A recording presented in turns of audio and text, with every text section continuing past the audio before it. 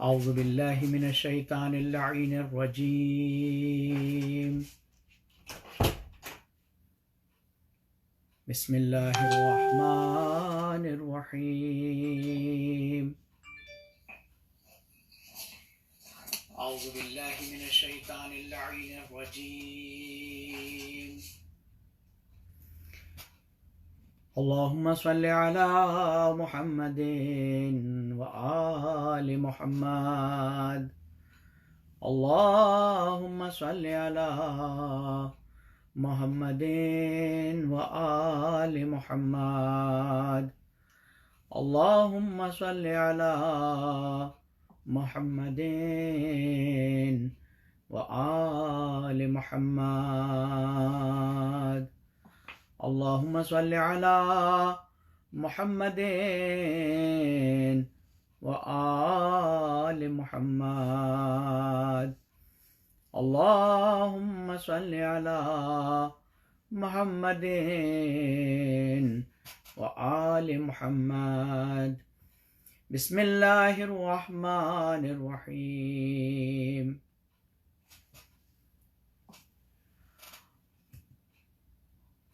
اللهم إني أسألك الأمان يوم لا ينفع مال ولا بنون إلا من أتى الله بقلب سليم، وأسألك الأمان يوم يعض الظالم ولا يديه يقول يا ليتني اتخذت مع الرسول سبيلا.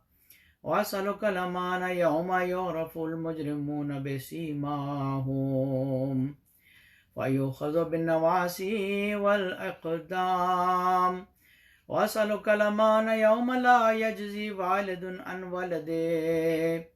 ولا مولود هو جاز عن والده شيئا، إن وعد الله حق. وأسألك الأمان يوم لا ينفع ظالمين معذرتهم ولهم اللعنة ولهم سوء الدار. وأسألك الأمان يوم لا تملك نفس لنفس شيئا والأمر يومئذ لله. وأسألك الأمان يوم يفر المرء من أخيه وأمه وأبيه وصاحبته وبنيه، لكل امرئ منهم يومئذ شأن يغنيه. وأسألك الأمان يوم يود المجرمون لو يفتدي من عذاب يومئذ ببنيه وصاحبته وأخيه وفصيلته التي تؤويه ومن في الأرض جميعا ثم ينجيه. كلا إنها نزاعة للشوى مولاي يا مولاي أنت المولى وأنا العبد، وهل يرحم العبد إلا المولى. مولاي يا مولاي أنت المالك وأنا المملوك، وهل يرحم المملوك إلا المالك. مولاي يا مولاي أنت العزيز وأنا الذليل، وهل يرحم الذليل إلا العزيز. مولاي يا مولاي أنت الخالق وأنا المخلوق، وهل يرحم المخلوق إلا الخالق. مولاي يا مولاي أنت العظيم وأنا الحقير، وهل يرحم الحقير إلا العظيم. مولاي يا مولاي أنت القوي وأنا الضعيف، وهل يرحم الضعيف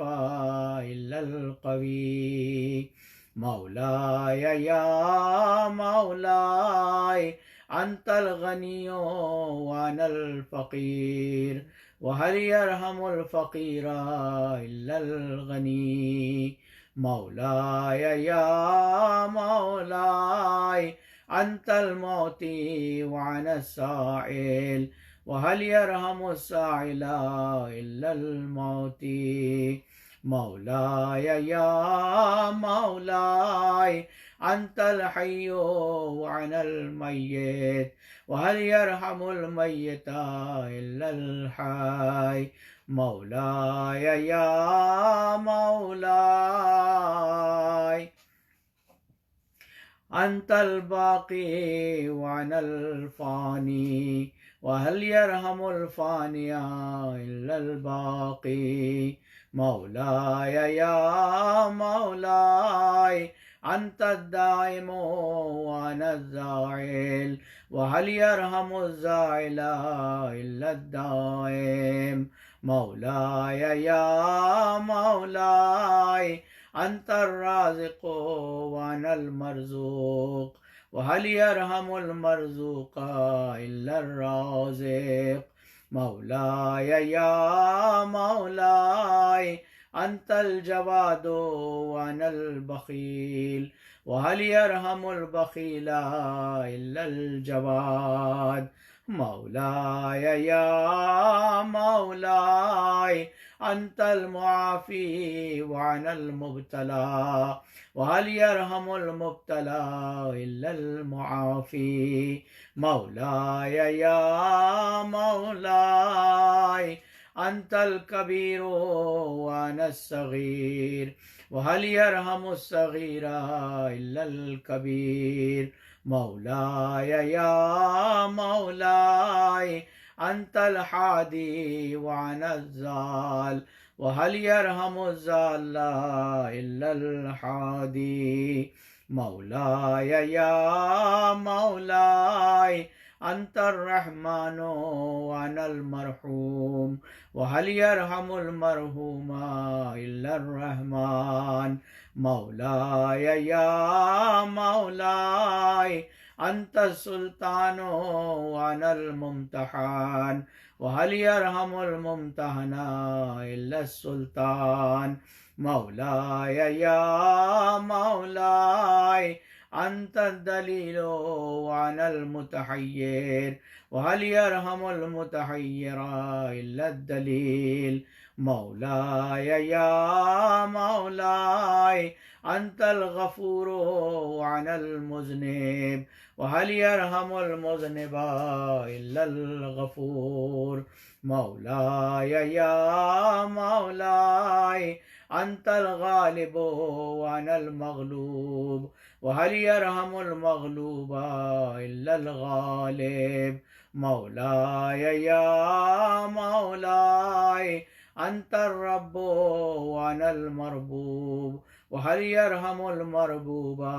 إلا الرب مولاي يا مولاي أنت المتكبر وأنا الخاشع وهل يرحم الخاشع إلا المتكبر مولاي يا مولاي ارحمني برحمتك وارض عني بجودك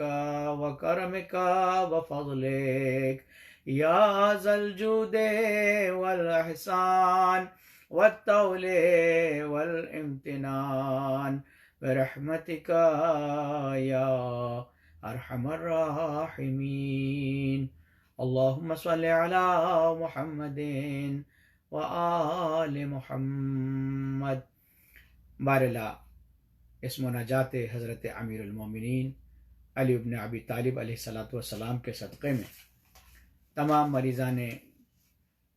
امت کو شفائے کاملہ عاجلہ عنایت فرما. بالخصوص اس کرونا وائرس کی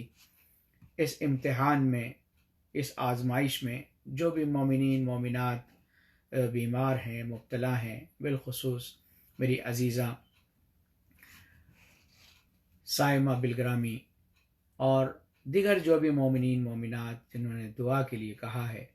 ان سب کو شفائے کلی کاملہ عاجلہ عنایت فرما اور اس وبا سے، اس بلا سے، اس امتحان سے، اس آزمائش سے انسانیت کو معاف فرما اور عالم میں انسانیت کو دوبارہ سے ایک بہترین زندگی عطا فرما. ہم سب کو امام زمانہ کے ظہور کی آمادگی کے لیے ہم سب کی توفیقات میں اضافہ فرما.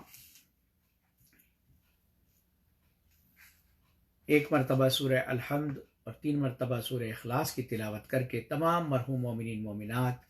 بالخصوص ہماری کمیونٹی کے مرحومین مومنین مومنات جو کل تک ہمارے ساتھ ہوتے تھے، آج اس دنیا میں نہیں ہیں، اور بالخصوص جناب اکبر زیدی صاحب کے ہمشیرہ منظرہ خاتون زیدی بنت بشیر حسین زیدی، اور آج ہی پاکستان میں میرے ایک عزیز جناب رئیس حیدر تقوی صاحب کا انتقال ہوا ہے. ان کی شفا کے لیے، ان کی مغفرت کے لیے ایک سورہ فاتحہ میں اس میں ضرور یاد رکھیں. بسم اللہ الرحمن الرحیم.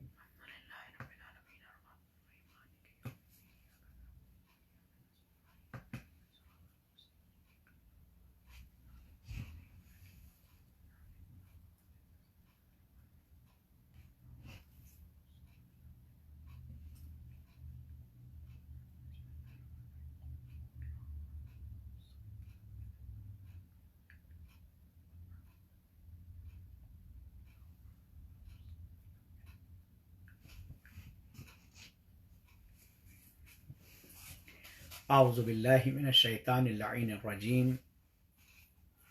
بسم اللہ الرحمن الرحیم. الحمد للہ الذی ہدانا لہذا وما كنا لنهتدی لولا ان هدانا اللہ لقد جاءت رسل ربنا بالحق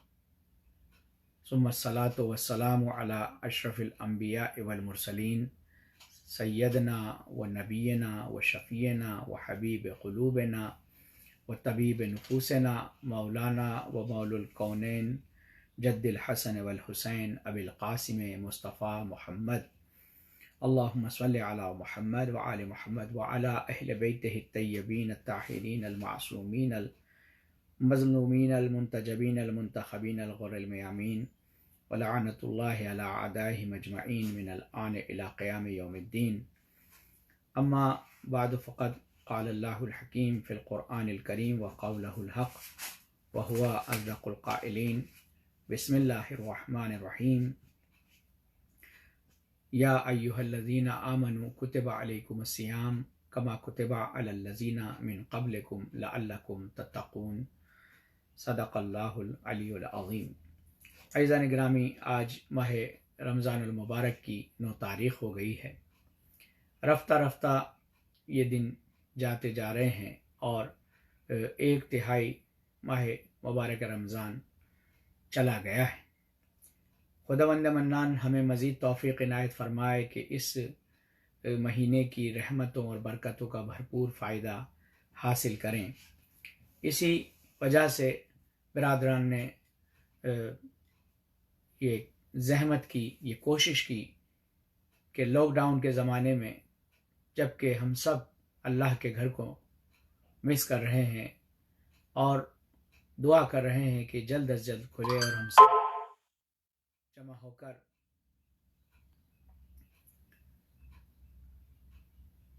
دوبارہ سے ایک ساتھ طاعت اور عبادت پروردگار عالم کو انجام دیں.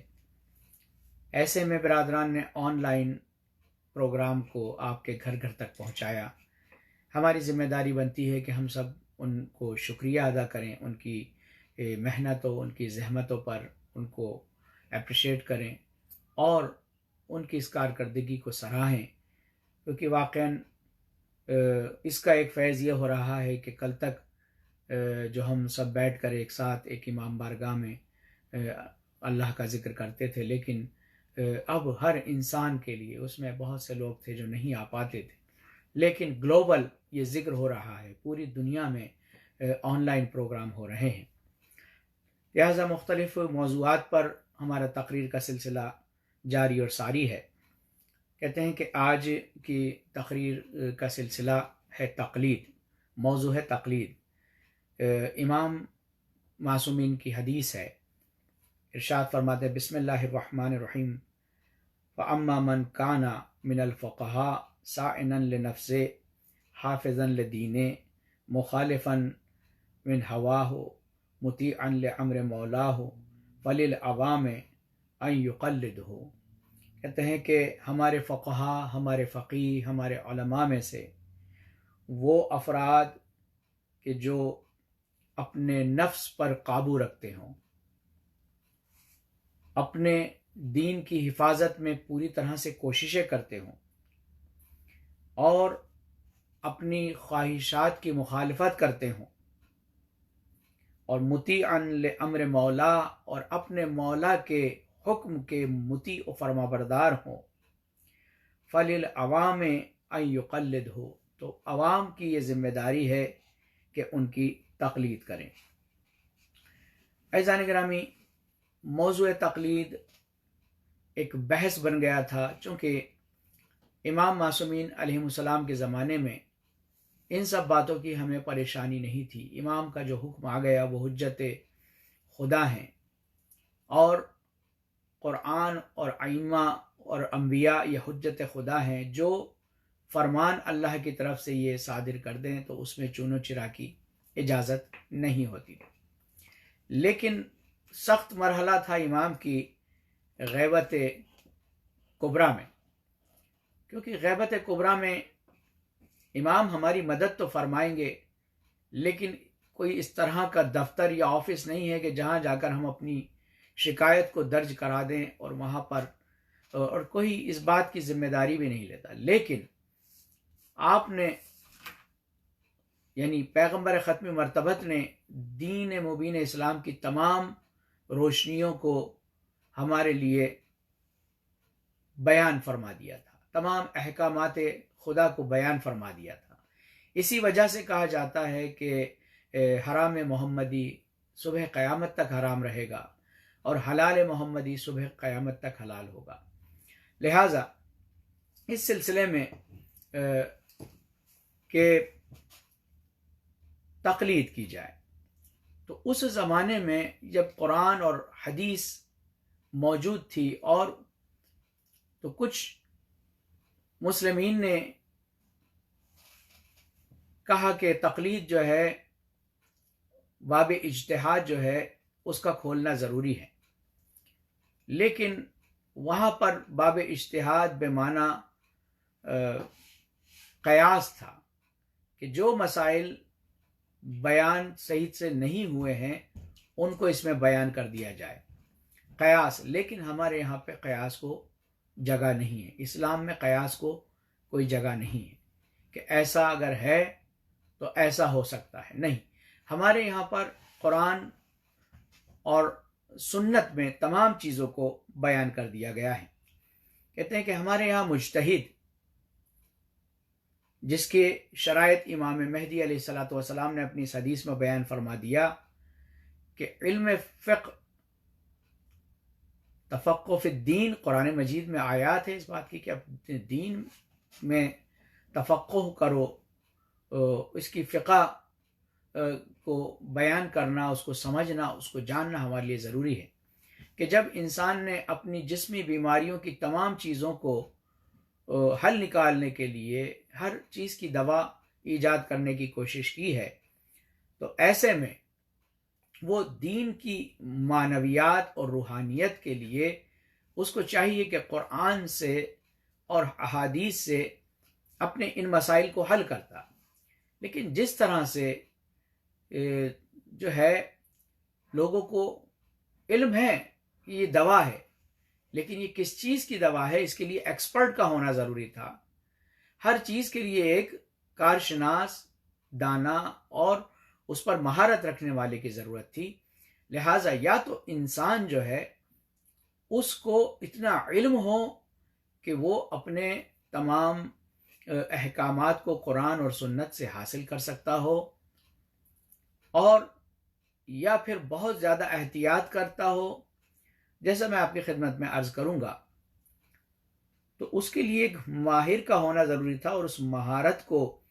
جو ہمارے امام نے فرمایا کہ فَأَمَّا مَنْ كَانَ مِنَ الْفُقَهَاءِ، کہ ہمارے فقہا میں سے وہ افراد جو سائنن لنفس اپنے نفس کی کو قابو میں رکھتے ہوں اور حافظن لدین اور دین کی حفاظت کی کوششیں اپنی جان لگا کر بھی کرتے ہوں، اور مخالفن ہوا ہو اور اپنے خواہشات کی مخالفت کرتے ہوں، کیونکہ خواہش تو انسان کو خدا سے دور لے جانے کی کوشش کرتی ہے، لیکن وہ مجتہد کہ جو تمہارا رہنما بننے والا ہے، امام کا نمائندہ بننے والا ہے، مطیعن لامر مولا ہو، وہ اپنے امر مولا کا مطیع و فرما بردار ہو، خدا اپنے نبی کے ذریعے کیا کہہ رہا ہو، نبی اپنے امام کے ذریعے کیا کہہ رہا ہو، تو ان تمام چیزوں کے لیے وہ مطیع و فرما بردار ہو، اپنی رائے نہ چلاتا ہو۔ فللعوام ان یقلد ہو، تو پھر عوام کی ذمہ داری ہے کہ اگر وہ ان چیزوں میں ماہر نہیں ہے تو اب تین چیزیں ہوتی ہیں۔ کہتے ہیں کہ کس کو تقلید کرنی چاہیے یا کس کی تقلید کرنی چاہیے؟ کہتے ہیں کہ انسان یا تو خود مجتہد ہو اور یا وہ محتاط ہو اور قرآن اور احادیث سے اپنے مسائل کو محتاط رہتا ہو، احتیاط کی بہت زیادہ کوشش کرتا ہو، اور تیسرا یہ کہ نہ تو وہ محتاط ہو نہ وہ مجتہد ہو، تو پھر اس کی ذمہ داری بنتی ہے کہ وہ تقلید کرے مجتہد کی، اپنے زمانے کے فقیہ کی۔ کہتے ہیں کہ فقیہ کون ہے؟ کہتے ہیں فقیہ کوئی آسان امر نہیں ہے۔ پہلے کم سے کم 15-16 سال اپنے علوم اسلامی میں گزارنے کے بعد، اس کا ماہر بن جانے کے بعد، کہتے ہیں کہ استنباط حکم شرعی کے استخراج کے لیے، یعنی حکم شرعی کو حاصل کرنے کے لیے اور ہم تک پہنچانے کے لیے فقیہ 4 چیزوں کا استعمال کرتا ہے۔ سب سے پہلے قرآن مجید میں وہ مسائل کو بیان کیا گیا ہو،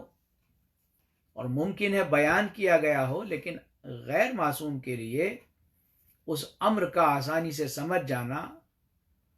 اور اسی وجہ سے قرآن مجید میں 3 طرح کی آیت ہیں۔ ایک آیت کہتی ہے کہ پورا قرآن محکم ہے، دوسری آیت کہتی ہے پورا قرآن متشابہ ہے، اور تیسری آیت کہتی ہے کہ قرآن کچھ محکم ہے اور کچھ متشابہ ہے۔ محکم ان آیات کو کہتے ہیں جو آسانی سے سمجھ میں آ جاتی، اور متشابہ تو ان آیات کو کہتے ہیں کہ جو آسانی سے سمجھ میں نہیں آتی۔ تو 2 طرح کی چیزیں ہو گئیں۔ تو قرآن کو کہیں پہ پورا محکم بتایا جا رہا ہے، ایک آیت میں پورا جو ہے نہیں سمجھ میں آنے والا بتایا جا رہا ہے، اور ایک آیت میں کچھ قرآن، آدھا قرآن سمجھ میں آنے والا اور آدھا نہیں سمجھ میں آنا، یا یہ کہا جائے عام اصطلاحی زبان میں کہ پورا قرآن سلجھا ہوا ہے، یا پورا قرآن الجھا ہوا ہے، یا پورا آدھا قرآن سلجھا اور آدھا الجھا ہے۔ تو جب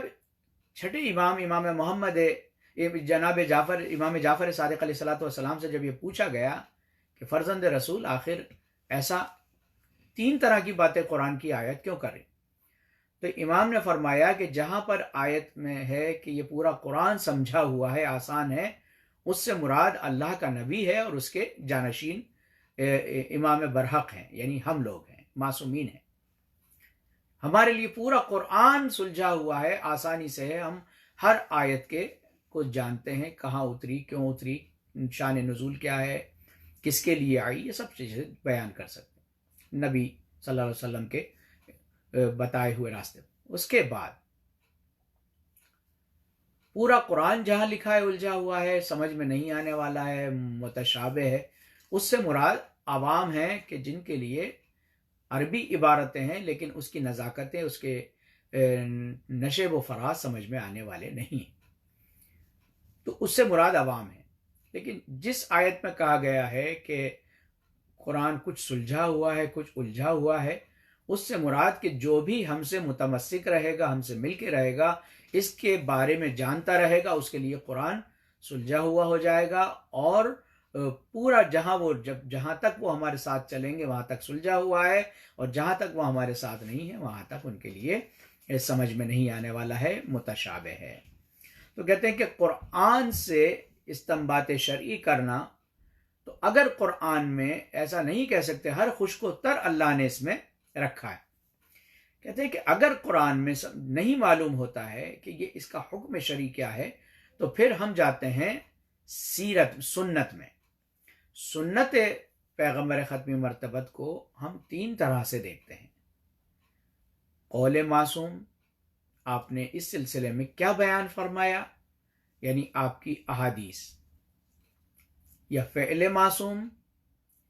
کہ نبی کریم صلی اللہ علیہ وسلم کیا کر رہے تھے، یا ان کے جانشینوں نے کیا کیا یا کیا کہا، کیونکہ وہ بالکل وہی کرتے ہیں جو پیغمبر ختمی مرتبت نے کیا یا اللہ کا جو حکم ہے.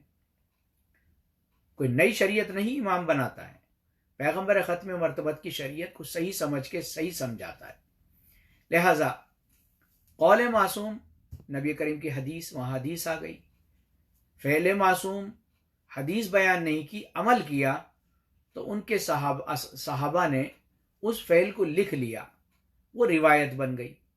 لہذا فعل معصوم بھی ہمارے لیے حجت ہے، قول معصوم ہمارے لیے حجت ہے، فعل معصوم ہمارے لیے حجت ہے. اور تقریر معصوم، یعنی نہ بیان کیا نہ عمل کیا، آپ کے سامنے کوئی صحابی اس کو انجام دے رہا تھا، پیغمبر ختمی مرتبت نے اس کو منع نہیں کیا، یعنی اس میں اپنی رائے کو، یعنی اپنی مرضی کو دے دیا، یعنی منع نہیں کی، مخالفت نہیں کی. تو پہلا ہے قرآن، دوسرا ہے سنت جس میں 3 چیزیں، قول، فعل اور تقریر، اور تیسرا ہے اجماع، کہ اتنے 1000 سال گزر جانے کے بعد ہمارے پاس بہت ساری کتابوں کا فقدان ہو گیا، ہمارے پاس روایات نہیں پہنچی. لہٰذا آج اگر وہ کتاب ہمیں نہیں مل رہی، روایت نہیں مل رہی ہے، تو ہم اس کو 400 500 300 سال پرانے علماء کی زندگی میں دیکھتے ہیں، اور دیکھتے ہیں کہ انہوں نے اس پر کون سی حدیث استعمال کی، یا کون سا استنباط کیا، کون سی حکم کو لگایا. اور چوتھا ہے عقل، یعنی عقل جو ہے آپ کی حجت باطنی ہے، اور اسلام کے مسائل جو ہیں معقول ہیں، عقل میں آنے والے ہیں. غیر معقولات کو اسلام نے کہیں جگہ نہیں دی ہے. تو مجتہد ان چیزوں کا استعمال کرتا ہے، اور ان علوم تک جن علوم تک اس کی رسائی ہوتی ہے، جس کے بعد ان 4 چیزوں کا وہ استعمال کرتا ہے، تو وہ تقریباً 9 چیزیں ہیں، کہ جس میں سب سے پہلے تو وہ عربی لغت کا ماہر ہوتا ہے، اس کے علاوہ وہ عربی ادب کا جاننے والا ہوتا ہے، اس کا ماہر ہوتا ہے، علم منطق کا ماہر ہوتا ہے، علم فلسفے کا ماہر ہوتا ہے، تفسیر قرآن کو بہترین طریقے سے سمجھتا ہے، علم حدیث کو بہترین طریقے سے سمجھتا ہے، علم رجال کا ماہر ہوتا ہے، علم اصول کا ماہر ہوتا ہے، اور علم درایا، جس میں جو ہے علم درایا کا ماہر ہوتا ہے، اور دوسرے فرقوں کے احکامات اور ان کی فقہ کا علم رکھتا ہے، جس کو فقہ مقارن کہا جاتا ہے.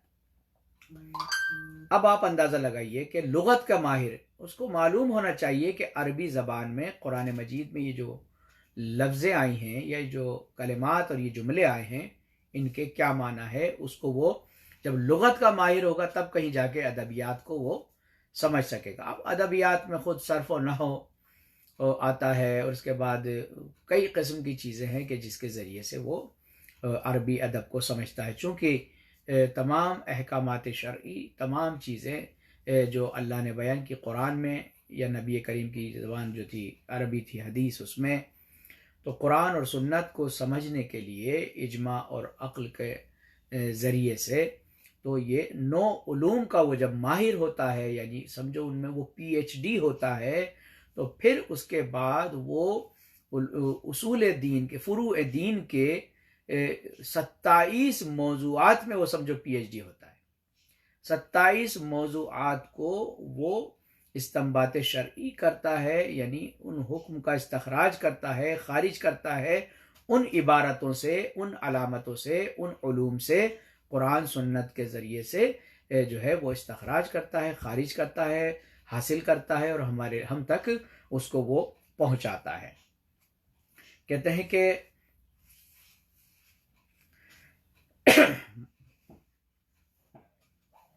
تقلید سے متعلق احکامات، کہتے ہیں کہ کس کو تقلید کرنی چاہیے؟ یا تو خود وہ مجتہد ہو، اس کو بھی اپنے سب سے پہلے تو یہ کہ تقلید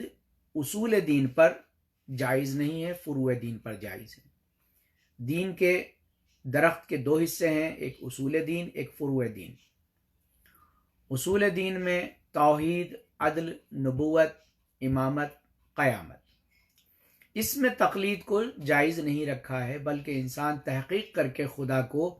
یکتا اور یگانہ مانے، اور اس کے بارے میں اس کی عدل کی حیثیت کو جانے، اس کے بعد نبوت کے احکامات کو جانے، نبی کے کیا فرامین ہیں، ان کا کیا احترام ہے، ان کی کیا قدر و منزلت ہے، ان سب کو جانے، ان پر ایمان رکھے۔ اس کے بعد وہ اماموں پر ایمان رکھے، اور اماموں پر ایمان رکھنے کے بعد وہ قیامت پر ایمان رکھے۔ لہٰذا کہتے ہیں کہ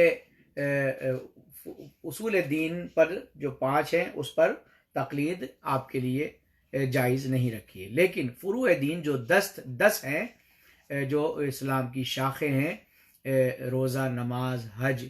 زکوٰۃ، خمس، امر بالمعروف، نہی عن المنکر، تولا، تبرع، یہ جو چیزیں ہیں 10 چیزیں ہیں، ان کو بیان کیا جاتا ہے۔ کہتے ہیں کہ یا تم خود مجتہد ہو اور وہ اپنے احکامات شرعی کو خود اپنے لیے حاصل کرے، یا یہ کہ وہ محتاط ہو، بہت زیادہ احتیاط کرتا ہو کہ اس مجتہد نے کیا کہا ہے، اس مجتہد نے کیا کہا ہے، اور وہ ان سے حاصل کرتا ہو، یا پھر وہ خود مجتہد بھی نہیں ہو، محتاط بھی نہ ہو، تو پھر اس کو چاہیے کہ وہ تقلید کرے۔ کہتے ہیں کہ جو تیسری قسم ہے اس میں اس کو تقلید کرنا ضروری ہے۔ کہتے ہیں کہ کس کی تقلید کرنی چاہیے؟ کہتے ہیں کہ مجتہد جامع شرائط، وہ مجتہد جس میں شرائط جو 9 شرائط بیان کیے گئے ہیں یہ اس میں پائے جاتے ہوں۔ جامع شرائط کے سے مراد یہ تمام شرائط اس میں جمع ہوں، ملتے ہوں۔ سب سے پہلی شرط ہے مرد ہو، مجتہد کا مرد ہونا، بالغ ہونا، عاقل ہونا، شیعہ 12 امامی ہونا، حلال زادہ ہونا، زندہ ہونا، عادل ہونا، بنابر احتیاط واجب دنیا کا حریص اور لالچی نہ ہو، اور اپنے زمانے کے مجتہدین میں ان سے عالم یعنی زیادہ علم رکھتا ہو۔ اس مسئلے کو اب جو ہے لوگ مقلدین نے جو ہے مقلد جن کو مجتہدین نے اس کو آپ کی سہولت کے لیے آسان کر دیا ہے کہ اگر آپ کو کوئی ایسا مجتہد کہ جو شاگرد ہے اور وہ مجتہد مسلم ہے، جامع شرائط ہے اور آپ کے نزدیک ہے، اس تک پہنچنا آپ کے لیے آسان ہے، تو اس کی تقلید آپ کر سکتے ہیں۔ کہتے ہیں کہ کن چیزوں میں تقلید کرنی چاہیے؟ اصول دین میں تقلید جو ہے نہیں کی جا سکتی ہے۔ ضروریات احکامات جو ہے ضروریات دین جس کو فروع دین کہتے ہیں، ان میں تقلید کا ہونا جو ہے لازم ہے۔ کہتے ہیں کہ احکام کتنے طرح کے ہوتے ہیں؟ کہتے ہیں کہ احکام 5 طرح کے ہوتے ہیں۔ واجب کہ جن کا انجام دینا ضروری اور لازمی ہوتا ہے۔ دوسرا مستحب کہ بہتر ہے کہ آپ اس کو ضرور انجام دیں، تو وہ واجب کے نیچے، اگر انجام دیں گے تو ثواب ہے، اور اگر انجام نہیں دیں گے تو اس کے بنا پر آپ کو عقاب نہیں کیا جائے گا۔ تیسرا، حرام ان کا انجام نہیں دینا واجب ہے کہ انسان حرام کاموں کو انجام نہ دے۔ چوتھا، مکروہ کہ بہتر ہے کہ اس کو آپ انجام نہ دیں۔ اگر آپ انجام نہ دیں تو آپ کے حق میں بہتر ہوگا، اور اگر انجام نہ دے پائیں اس کو، اگر آپ نے انجام دے لیا تو بہرحال دنیا میں آپ کو اس کا کوئی نقصان ہے لیکن آخرت کا عذاب نہیں۔ پانچواں، مباح، ایسی چیز کہ جو آپ کے لیے نہ نقصان دیتی ہو نہ فائدہ دیتی ہو۔ اب ایسے میں آپ کو دیکھنا ہے کہ اگر اس کا فائدہ ہے تو آپ اس کو انجام دے لیں، اگر اس کا فائدہ نہیں ہے تو اس کو انجام نہ دیں۔ تو یہ جو ہے، اس کے علاوہ کہتے ہیں کہ بالغ ہونے کے بعد لڑکی کی عمر 9 سال اور لڑکے کی عمر جب وہ 14 پورے کر کے 15ویں سال میں ہو تو اس کو چاہیے کہ وہ تقلید کرے اور احکامات، ان پر بتائے ہوئے احکامات پر عمل کرے۔ آپ جانتے ہیں جس طرح سے ایک طبیب جو ہے دوا کے بارے میں اور آپ کے جسم کی ساخت کے بارے میں جانتا ہے۔ کہتے ہیں کہ مجتہد واجد الشرائط کو جاننے کے لیے کون کون سے راستے اختیار کرنے چاہیے۔ کہتے ہیں کہ یا تو خود یقین کرے کہ یہ مجتہد جس کی میں تقلید کرنے جا رہا ہوں یہ واقعاً فقیہ ہے، مجتہد ہے اور یہ شرائط اس میں پائے جاتے ہوں، یا پھر دو عالم جو عادل بھی ہوں اور اس بات کا علم رکھتے ہوں کہ وہ مجتہد کی صحیح شناخت کر کے، تشخیص کر کے، مشخص کر کے، آپ کے لیے کلیئر کر کے بتا سکیں، آپ ان کے بتائے ہوئے راستے پر چلیں۔ یا یہ کہ اہل علم جس کو مان رہے ہیں، آپ نے دیکھا آپ کے علاقے کے جو بڑے لوگ ہیں اور جو اہل علم ہیں جن پر آپ کو اطمینان ہے، اگر وہ آپ کو کہہ رہے ہیں یا کہہ بھی نہیں رہے، وہ ان کی پیروی کر رہے ہیں، تقلید کر رہے ہیں، تو آپ کے لیے بھی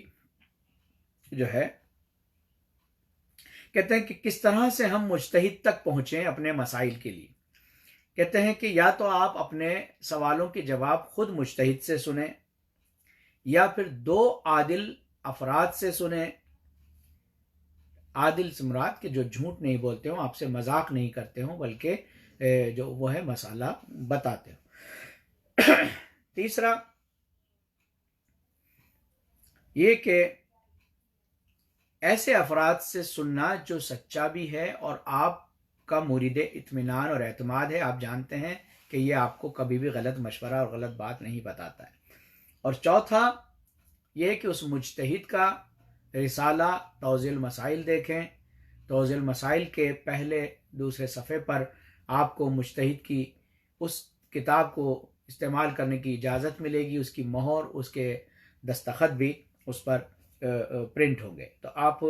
اس کو بھی دیکھ سکتے ہیں۔ کہتے ہیں کہ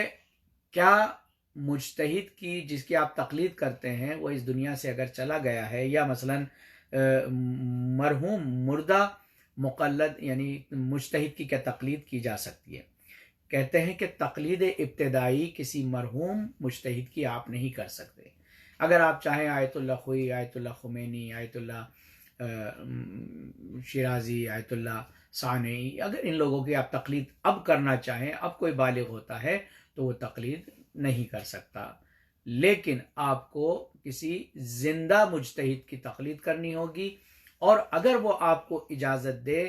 کہ آپ مرحوم کی تقلید تو نئی تو نہیں، ابتدائی تقلید تو وہ نہیں کر سکتا، لیکن اگر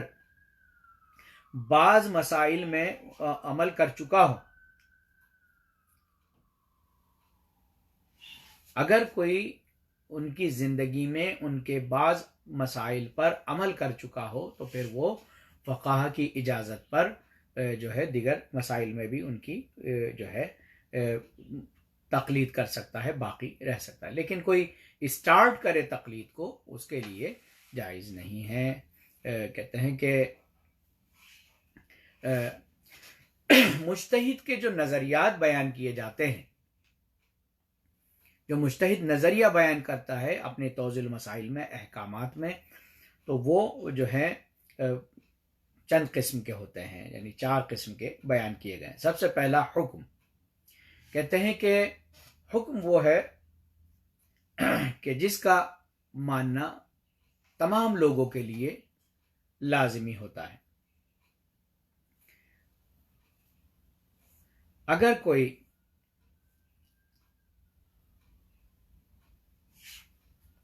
حکم کی بنا پر کہتا ہے کہ میں حکم دیتا ہوں کہ کل عید کرنی ہے، تو پھر وہ تمام لوگوں کے نظریے سے، تمام لوگوں کے ذریعے سے آپ کو اس کو ماننا ضروری ہو جاتا ہے اگر وہ حکم دیتا ہے۔ دوسرا وہ دیتا ہے فتویٰ۔ فتویٰ وہ استنباط شرعی اور وہ استخراج کیا ہوا عمل ہے، وہ کام ہے، حکم ہے کہ جس کا جو ہے ان کے مقلدین پر ماننا اور اس کی پیروی کرنا ضروری ہوتا ہے۔ تیسرا ہوتا ہے احتیاط واجب۔ احتیاط واجب جب مجتہد اپنے توضیح المسائل میں لکھتا ہے تو اس کے معنی یہ ہے کہ آپ کو اگر یہ مسئلہ حل نہیں ہو رہا ہے تو آپ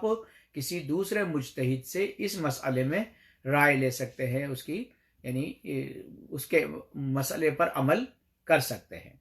چوتھا ہوتا ہے احتیاط مستحب۔ احتیاط مستحب میں جس کی آپ تقلید کر رہے ہیں اس مجتہد کے فتوے کے بعد پھر احتیاط مستحب اگر کہہ دیا جائے تو وہ بعد از فتویٰ ہے، اس میں آپ کسی دوسرے کا رائے مشورہ نہیں لے سکتے بلکہ آپ اپنے اسی مقلد کی جو ہے تقلید کریں گے۔ تو عزیزان گرامی، مجتہد کے سلسلے میں آپ اندازہ لگائیے کہ ہمارے علماء نے جو سختیوں بھری زندگی گزاری ہے اس کو آپ اور ہم سمجھ نہیں سکتے۔ ہم ان کے مرہون منت ہیں کہ انہوں نے سب سے پہلے تو پیغمبر اسلام، آپ اندازہ لگائیے کہ 23 سال کا عرصہ اور دین کامل ان کو دے کے جانا ہے، ایک ایسا دین جو انسانیت کے لیے ماڈل ہو، کیونکہ اب آپ کے بعد کوئی نبی آنے والا نہیں، لہذا شریعت وہی رہے گی صبح قیامت تک جو شریعت محمدی صلی اللہ علیہ وسلم ہے۔ اور 23 سال کا عرصہ، اور 23 سال کے عرصے میں 83 جنگ پیغمبر ختمی مرتبت پر آپ اندازہ لگائیے کہ اگر آپ ان 83 جنگوں کو ڈیوائیڈ کریں گے تو ایک سال میں 4 جنگیں، اور آج کی جنگ کے حساب سے نہیں ہے کہ فائٹر پلین آئے اور انہوں نے حملہ کیا اور چلے گئے، بلکہ اس زمانے میں تمام چیزوں کو دیکھا جاتا تھا، اور پیغمبر ختمی مرتبت جو انسانیت کو بقا دینے کے لیے آئے تھے وہ کبھی جنگ کے لیے راضی نہیں تھے۔ آپ تو لوگوں کو زندگی دینے آئے تھے، آپ اس جنگ کے ماحول کے نہیں۔ آخری مرحلے تک پیغمبر ختمی مرتبت جو تھے وہ کوشش ان کی یہی ہوتی تھی کہ وہ کسی طرح سے اس جنگ کے مراحل کو روک دیں، لیکن بہت ہی زیادہ جب پانی سر سے گزر جاتا تھا تب وہ کہیں جنگ کا حکم دیتے تھے، لیکن احتیاط ضروری تھی آمادگی کے لیے۔ تو آپ اندازہ لگائیے کہ اگر سال میں 4 جنگیں ہوں اور ان 4 جنگوں میں جو ہے اتنے مراحل ہوں، فوج کا فیصلہ لینا، آخری فیصلہ لینا، لڑنا ہے کہ نہیں لڑنا ہے، کوئی بہت تیز رفتار گاڑیاں نہیں ہوتی تھی، اونٹوں سے اور گھوڑوں سے سفر ہوتا تھا، اور بے فائدہ بغیر کسی بات کے جنگ نہیں کی جاتی تھی۔ اب آپ کو دعوت اسلام بھی دینی ہے، دوسرے فقہ اور مذاہب کو اپنی طرف لانا بھی ہے، دوسرے دینوں کو دعوت بھی دینی ہے، اس پہ عمل بھی کرانا ہے، صحابیوں کی سند بھی دینی ہے، اماموں کی پہچان بھی کرانی ہے۔ ان تمام چیزوں کے بعد آپ نے قرآن مجید اور احادیث کو بیان تو کر دیا، لیکن امت مسلمہ کے پاس کوئی بذات کتاب نہیں تھی، لہٰذا اور اس کے بعد حضرت علی علیہ السلام کو جنگوں میں مبتلا رکھا، اس کے علاوہ امام حسن مجتبی علیہ السلام کو پریشان رکھا، خود امام حسین علیہ السلام کے ساتھ جو برتاؤ کیا، اس کے بعد امام سید سجاد کے ساتھ جو مشکل وقت گزرا، اب ایسے میں امام سجاد علیہ السلام نے دین کو بھی ان کو بچانا ہے، اپنے باقی بچے گھرانے کو بھی بچانا ہے، لہٰذا آپ نے دین کو جو ہے اپنے بچوں کو بتانا شروع کیا، اور پھر ان کے فرزند امام محمد باقر علیہ السلام نے اس وجہ سے، حالانکہ امام کے لیے کوئی وقت نہیں ہے، وہ اپنی کوششیں کرتے، لیکن لوگوں کو اس بات کا موقع ملا کہ بنی امیہ اور بنی عباس میں جنگ چھڑ گئی، اور اس موقع پر ان اماموں کو اور اماموں سے ملنے والے لوگوں کے بیچ میں کوئی چیز حائل نہیں تھی، لہٰذا امام محمد باقر علیہ السلام نے دین کو تدوین کر دیا، اس کو جمع کر دیا، اس کو ایک شکل دے دی، کتابی شکل دے دی، اور ان کے فرزند امام جعفر صادق علیہ السلام نے اپنے 4000 شاگردوں کے ذریعے سے دین مبین اسلام کی تعلیم کو تکمیل پہ پہنچا دیا، اور ان لوگوں کو فقیہ بھی بنایا، ان لوگوں کو عالم بھی بنایا، ان لوگوں کو علوم دنیا بھی عطا فرمائے، ان لوگوں کو آسمانی راستوں سے بھی واقفیت کرائی، ان لوگوں کو علوم اسلامیہ سے آشنائی کرائی۔ اس کے بعد آپ اندازہ لگائیے، امام جعفر صادق علیہ السلام کے بعد جنگ کا زمانہ ختم ہو گیا، لیکن یا اماموں کو قید میں رکھا گیا یا اماموں کو ایک شہر سے دوسرے شہر پہنچایا گیا۔ اب عزیزان گرامی، ان کے بعد خود ہمارے آخری امام کو جب دیکھا کہ اتنے امام 11 امام ان کے لیے نعمت بن کر آئے، لیکن امت مسلمہ نے ان کے ساتھ چند دینار و درہم کے لیے، اپنی حکومتوں کے لیے، اپنے حکومتوں پر بیٹھے رہنے کے لیے ہمارے اماموں کو یا قید میں رکھا یا ان کو قتل کر دیا، ان کو شہید کر دیا گیا۔ اب عزیزان گرامی، امام مہدی دی آخر الزماں کا غیبت میں جانا اس لیے لازم تھا کہ یہ امت اس لائق نہیں تھی کہ ان کی قریب رہ کر جو ہے رہنمائی کی جائے، لہٰذا علوم احکام شرعی کو وہ پورا کر چکے تھے، اور اس دین کے فقہا کو یہ بات بتا چکے تھے۔ آپ اندازہ لگائیے کہ کس طریقے سے یہ دین علماء نے ہم تک پہنچایا ہے، کس طرح سے مجتہدین نے، فقہا نے اس دین کو، جو کہ ہر دور میں بادشاہت رہی اور بادشاہوں کا کام قتل کرنا، سر قلم کر دینا، یہاں تک کہ آپ اندازہ لگائیے کہ شہید اول سید شیخ محمد مکی جو شہید اول کہلاتے ہیں، اب آپ اندازہ لگائیے کہ ان کو سزائے موت کی سزا سنا دی اور زندان میں ان کو ڈال دیا گیا، جب انہوں نے دیکھا کہ اس زمانے میں کوئی ایسا شخص نہیں ہے کہ جو علوم اسلامی کو یا احکام شرعی کو سمجھ سکتا ہو یا اس کی شناخت کو، چونکہ ایک کام کو زیرو سے شروع کرنا، لہٰذا انہوں نے ہمیں بچانے کے لیے کہ ہمیں زیرو سے کام شروع نہ کرنا پڑے، آپ نے زندان میں اپنے ہاتھ کو کاٹ کر اپنے خون سے اپنی قبا پر ان کتاب کی شکل میں احکامات شرعی کو بیان فرمایا، اور زندان بان نے جب دیکھا کہ یہ اپنے ہی خون سے کچھ لکھ رہے ہیں تو آپ نے کہا کہ جاؤ کسی ہمارے چاہنے والے، ہمارے ماننے والے کو یہ قبا دے دو، اور ان سے کہو کہ جب کبھی بھی کوئی عالم دین یہاں کا گزر ہو تو اس کو یہ دے دینا۔ عزیزان گرامی، اس کے بعد شہید ثانی آئے، جو ہے شہید ثانی کو زین الدین جن کو کہا جاتا ہے، ان کا جب زمانہ آیا تو لوگوں نے وہ قبا ان تک پہنچائی، انہوں نے اس قبا پر بہت ہی مختصر طریقے سے لکھی ہوئی عبارت کو واضح کیا، اس کی شرح کی، تو عزیزان گرامی دین محمدی کی تمام فقہی اصطلاحیں، تمام فقہی باتیں اس عالم دین نے، شہید اول نے اس کے سلسلے میں جو ہے بیان فرمائی۔ اب آپ اندازہ لگائیے کہ سینے میں، شہید اول کے سینے میں علوم اسلامی کا آنا، پھر ان کے خون کے ذریعے ان کی قبا پہ لکھ جانا، پھر شہید ثانی جناب زین الدین کے ذریعے سے جو ہے اس کی وضاحت کرنا، اور شہید ثالث کی خدمات جو اس دین کو عجم اور عرب اور فارس سے ہٹا کر ہندوستان تک لے کر گئی، شہید ثالث جن کا اسم گرامی ضیاء الدین شمس الدین نور اللہ ششتری، جن کو قاضی نور اللہ ششتری کے نام سے جانا جاتا ہے۔ کہتے ہیں کہ اکبر کے زمانے میں جب اس نے تمام 9 رتنوں کو،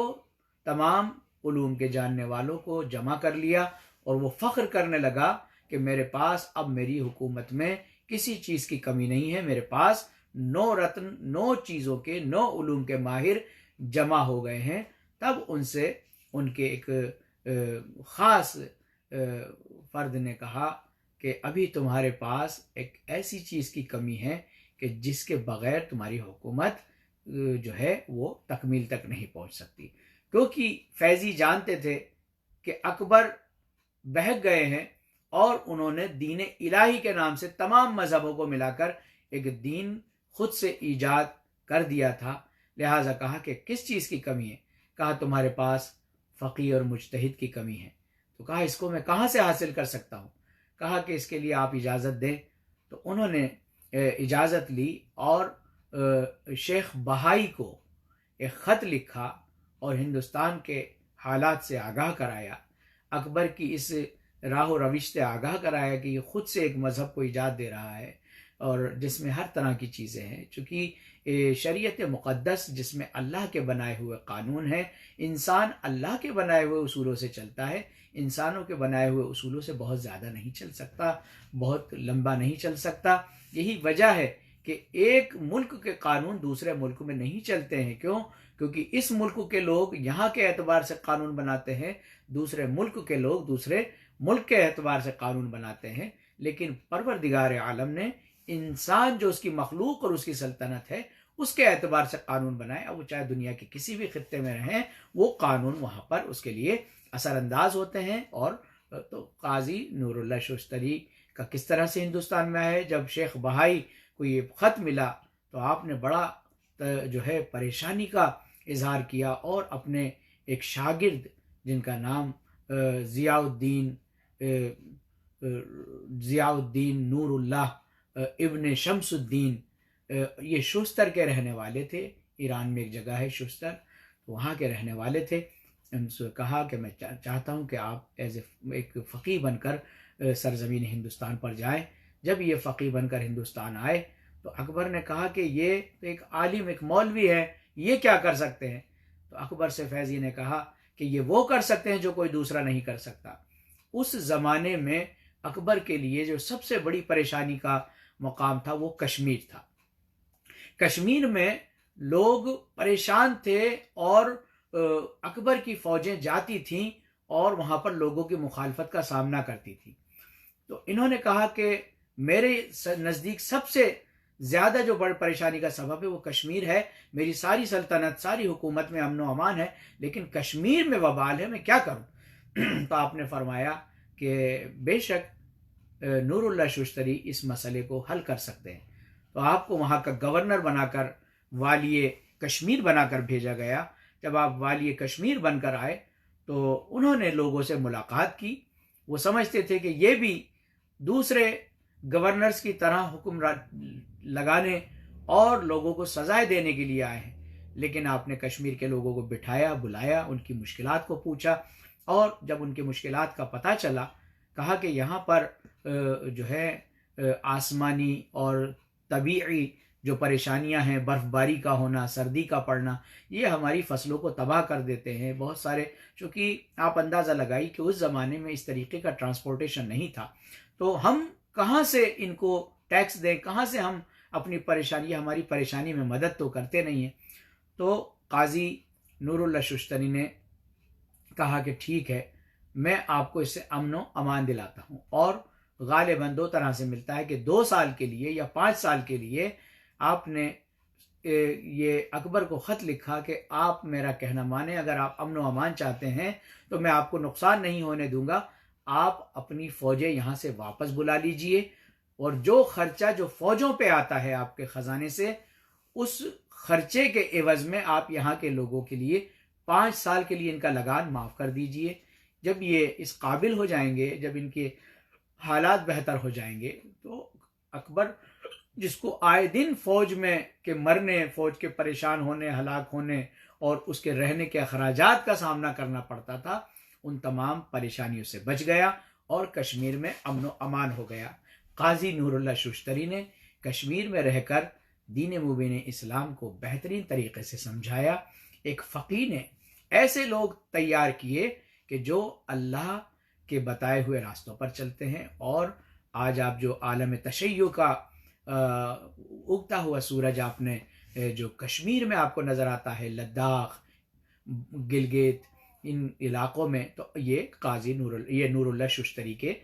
فیض سے ہے۔ ہمارے لاکھوں کروڑوں سلام ہو۔ پھر اس کے بعد کہتے ہیں کہ جب جنوب ہند میں پریشانی ہوئی تو وہاں پہ بھی نور اللہ ششتری صاحب کو قاضی وہاں پہ بھی بھیجا گیا، وہاں کا گورنر بنا کر بھیجا گیا۔ اور آج جو ہندوستان میں جو یہ اس بر صغیر میں جمعے کے دوسرے خطبے میں محمد و آل محمد پر صلوات بھیجنے کا سلسلہ دوبارہ سے جو زندہ کیا، وہ نور اللہ ششتری صاحب نے کیا۔ اس کے بعد اکبر لاہور میں تھا، وہاں سے حکمرانی کر رہا تھا، اور لاہور میں ہونے والی حکمرانی میں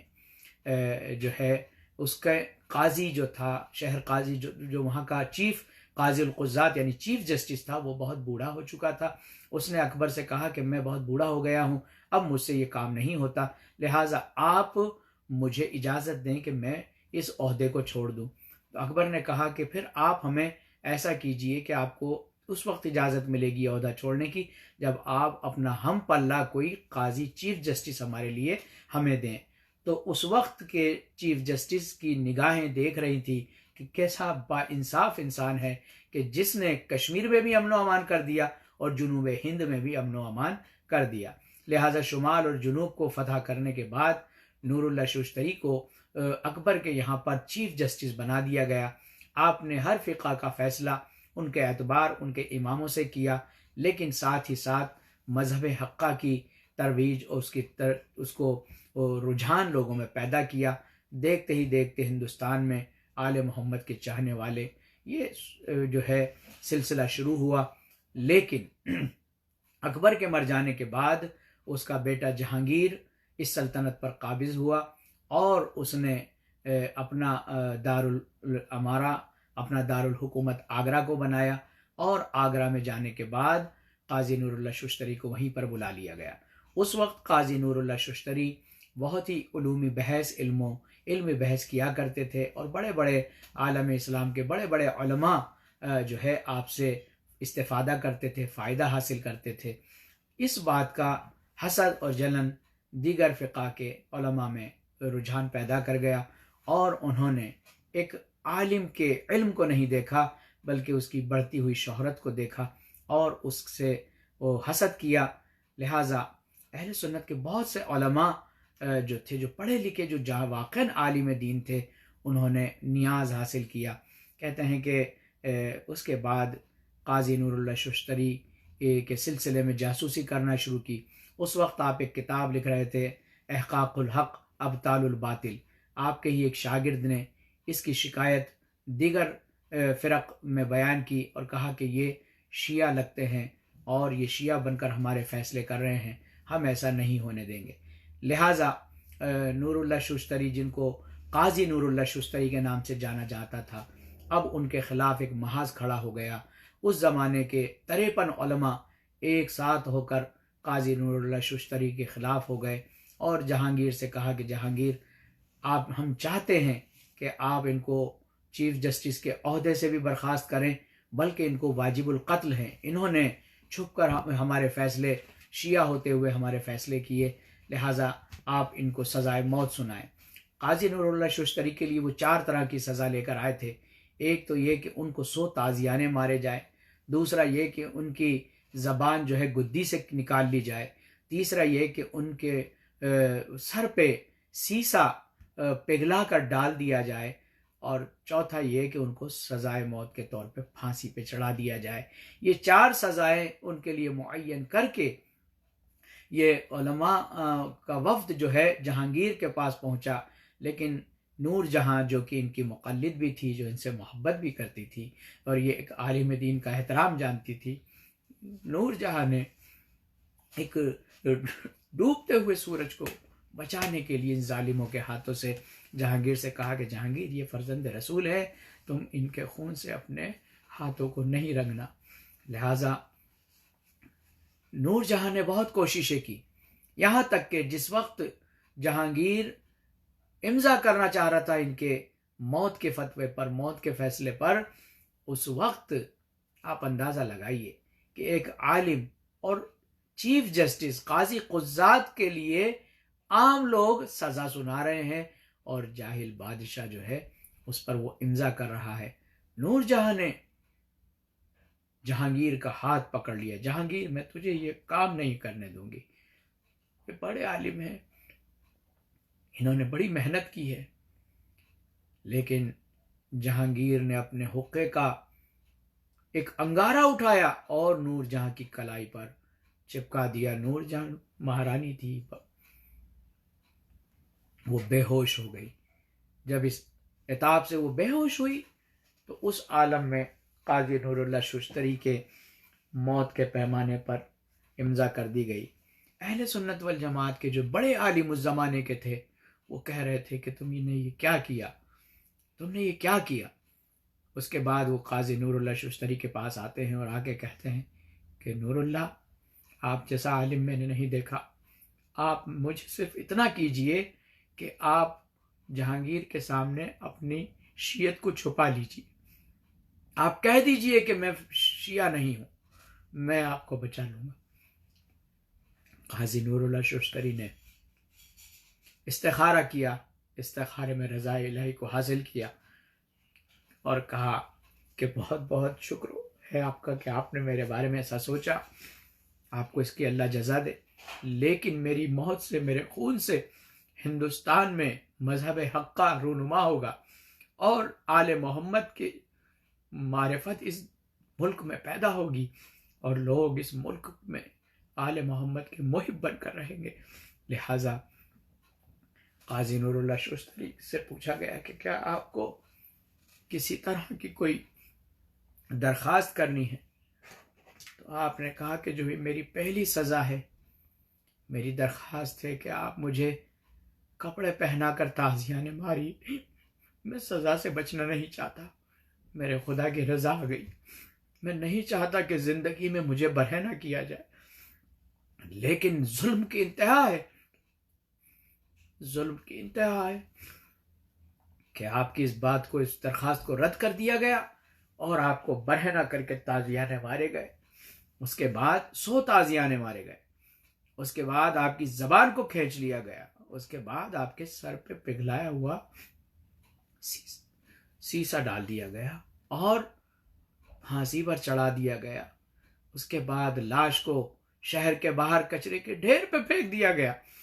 کہ کیا دشمن کے ساتھ بھی ایسا سلوک نہیں ہو رہا تھا جیسا اس ملک کے چیف جسٹس کے ساتھ ہو رہا تھا، اور ایسے جس نے کبھی بھی کسی کے دل کو نہیں توڑا، اس کی فقہ کے اعتبار سے اس کا فیصلہ کیا۔ جب انسانیت آل محمد کے چاہنے والوں کے لیے اپنے فیصلے سناتی ہے تو آل محمد بھی اپنے فیصلے سناتے ہیں۔ ایران کے ایک سپاہیوں کے ایک لشکر کی ٹکڑی کے سردار سید رجا، جن کو سید راجو کے نام سے جانا جاتا ہے اور آج بھی وہ دھول پور باڑی میں دفن ہے، سید رجا آرام کر رہے ہیں، ایک تجاری قافلے کے ساتھ ایران سے آئے ہیں، آنکھ لگتی ہے تو عالم رویا میں خواب میں دیکھتے ہیں کہ فاطمہ زہرا فرما رہی ہے سید رجا تم آرام کرتے ہو، میرے بیٹے کی لاش وہاں پر کچرے کے ڈھیر پر پڑی ہوئی۔ سید رجا بیدار ہوتے ہیں، اپنے سپاہیوں کو لیتے ہیں اور آگرہ کے باہر پہنچتے ہیں، وہاں پر آپ کو کچرے کے ڈھیر سے خوشبو، معطر خوشبو آ رہی ہے۔ ایک مرتبہ سید رجا جاتے اور قاضی نور اللہ ششتری کو بسط احترام ان کی تکفین، ان کی تدفین کرتے ہیں، ان کو دفناتے ہیں۔ عزیزو، آج بھی زہرا کا یہ سفیر، آل محمد کا یہ سفیر ہندوستان کے یو پی صوبے کے آگرہ شہر میں آج بھی دفن ہے۔ جہانگیر کا کوئی نام و نشان نہیں، لیکن آج بھی جب اس شہر پہ مصیبت آتی ہے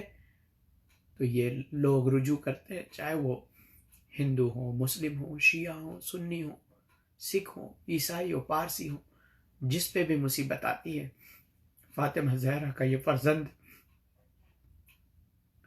ضیاء الدین شمس الدین نور اللہ شوستری کا مزار موجود ہے۔ ہمارے لاکھوں درود و سلام ان کی ذات پر اور ان کی اس قربانی پر۔ لہٰذا عزیزو،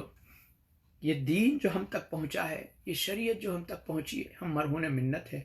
ان مجتہدین کے کہ جنہوں نے اپنے خون سے کتابوں کو لکھ کر، اپنے خون کی ہولی کھیل کر، اپنے بچوں سے جدائی کو برداشت کر کر، دنیا کے بادشاہوں کی ظلم اور ستم کو برداشت کر کر علوم حقہ کو، دین حقہ کو ہم تک پہنچایا۔ ہمارے لاکھوں کروڑوں درود و سلام۔